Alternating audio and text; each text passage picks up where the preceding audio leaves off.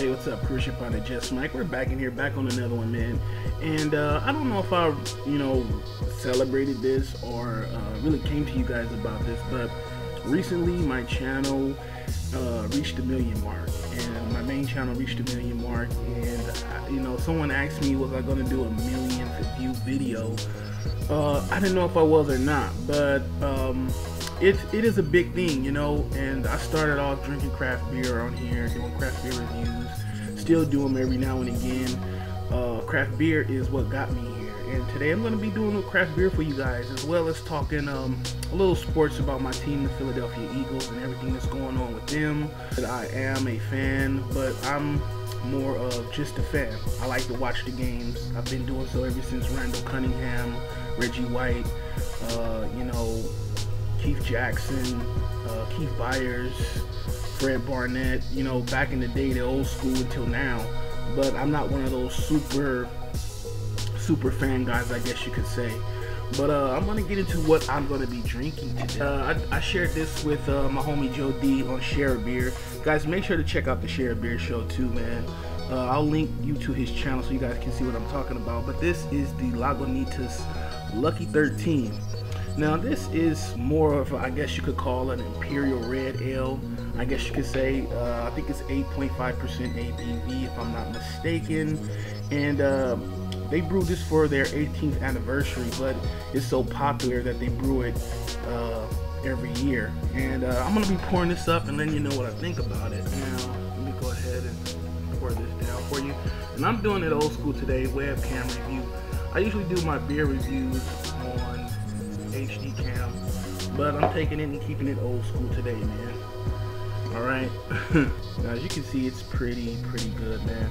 I'll let the light get to it. It's classified as an amber ale. It looks more like an average pale ale to me. Not that dark. The smell of it, it has more of an IPA smell, and that's a more hoppier beer for those of you who don't know what I'm talking about. But it's more IPA like.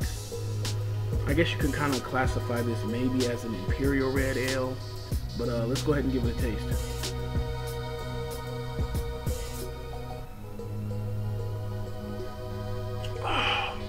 Now, the first thing you know about this beer, it's really smooth, really malty. That's more in line with what red ales usually are. Now, they do hop this with Amarillo, but you get more of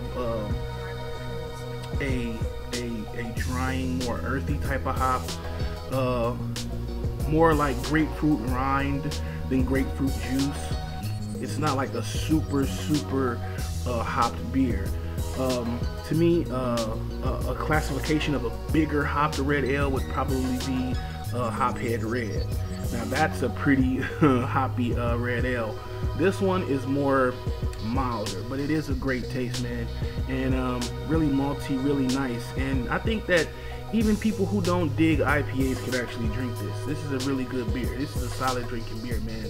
The body profile is really right on it. But it is pretty good, man. But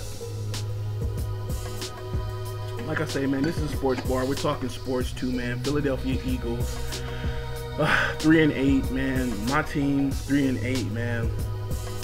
A lot of changes happening. Honestly, it's not like we didn't see it coming. Jason Babin getting released, our cut. Desean Jackson moving to the injured reserve list. Juan Castillo getting fired as a defensive coordinator. These are changes that are happening. A lot of people are wondering, is Andy Reid's job safe? He doesn't know. He's playing his cards right and being the best coach he can be until they tell him otherwise. To me, I think it's more of a thing, and this is just me being a casual fan. You can't release or cut so many people just to save $1, and I noticed over the past couple of years they released a lot of good talent that we had just to save $1 here, an extra 100,000 there, maybe $1 million here, and those things add up. And when you keep diluting something, I mean, you make gravy it starts out really thick and rich, but if you keep adding water to it and kind of stretching it out, it's eventually going to turn into a mess. And unfortunately, that's what the Eagles are right now, sitting at 3-8, a very big losing streak, and more questions than we do answers. Where do we go from here, or what's going to happen? Honestly, to me, I seen the Desean Jackson move coming, and because it's a new thing in the NFL. You know, people don't play hard anymore. You know, it's money versus injury. You know, and the Eagles are 3-8. What person in their right mind is going to go out there and give it their all, when if they get injured, it's over for them next year? So a lot of people are going to take it easy. That's why the defense has been so lackadaisical. They showed on ESPN where Dominique Rodgers-Cromartie and Nnamdi Asomugha were just simply not tackling people. You know what I mean? Just not doing the job that they're supposed to do. A lot of that is how the NFL is run nowadays. You want a perfect example of it? Just look at the Pro Bowl from back in the day. Not even from back in the day. I mean the Pro Bowl from last year. You seen people take it easy. You seen people didn't go hard because they didn't want to get injured. And that's basically what a lot of teams in the NFL, not just the Eagles, are doing. Hey, why are we here?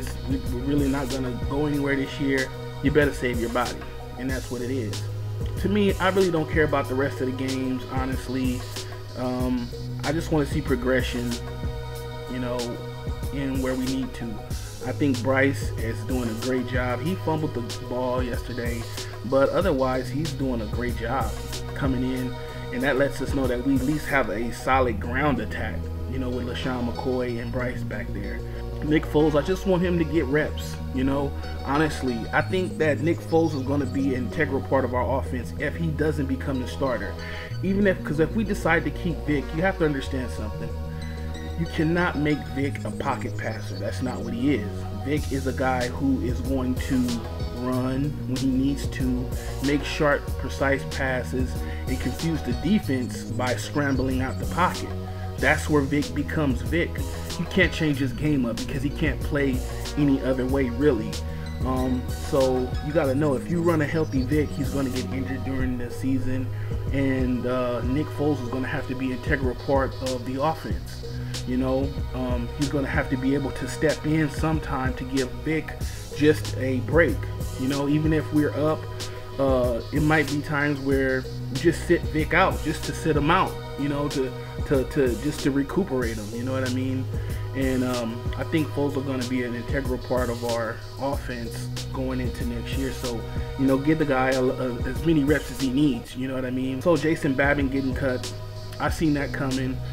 You know, these guys, like I say, they play for money. They don't play for the team. This guy is not loyal to the Eagles, and you know, why give your all to a team that you aren't really a part of? And he's just like a floater, you know what I mean? So of course, the season's done. Why is he going to try harder to make a name for himself? He doesn't need to. He'd rather be healthy than have an impact on the field. And unfortunately, that's has a lot to do with how the NFL structure contracts, how they cutting people to save $1 here or save $1 million. Hey, we don't have to pay them if we cut them, you know what I mean? And that's just the nature of the game now. People tend to think about themselves because the NFL thinks about itself. What do I want to see? Just progression for the next couple of games. I'm really not looking to see any super, you know, miraculous turnaround. 5-5. Okay, we go 5-0 in the last 5 games. We're still going to be at 8-8, and that's not good enough to make the playoffs, and it's not acceptable for a Philadelphia Eagles franchise. I just want to see progression. That's it. And also, hopefully we can bring in Manti Te'o, you know what I'm saying, to help this defense get shored up. And that's it, man. But like I said, I want to know what you guys think about the Eagles situation. Do you think Andy Reid will be here? Me personally, I would like Andy Reid to stay, but if he doesn't, I would love for John Gruden to come in. I really would. I would like for John Gruden to be a part of our team. I think, you know, he has some connection to Andy Reid, and I think he would be a good person for our organization. But, you know, that's just my thoughts on it, man. This is a really great beer, Lagunitas 13, man. If you can get this, and Lagunitas is available everywhere, but guys, if you can get this, definitely pick it up, man. it's definitely a thumb up, man. And this is a beer that beer drinkers can drink. Now, I wouldn't say if you never drunk a beer in the world, don't try this beer. It'd probably be a little bit too strong for you, but beer drinkers can definitely drink this beer and appreciate it. I will definitely see you guys on the next one. And if you like the Eagles, like this video. If you're a fan of craft beer, like this video. But like and share, do what you need to do with it. Just my thoughts on the Eagle and drinking some good craft beer and my millionth view on my channel. Thanks for the support. I will definitely see you guys on the next one. Till then, it's your partner Just Mike. I'm out.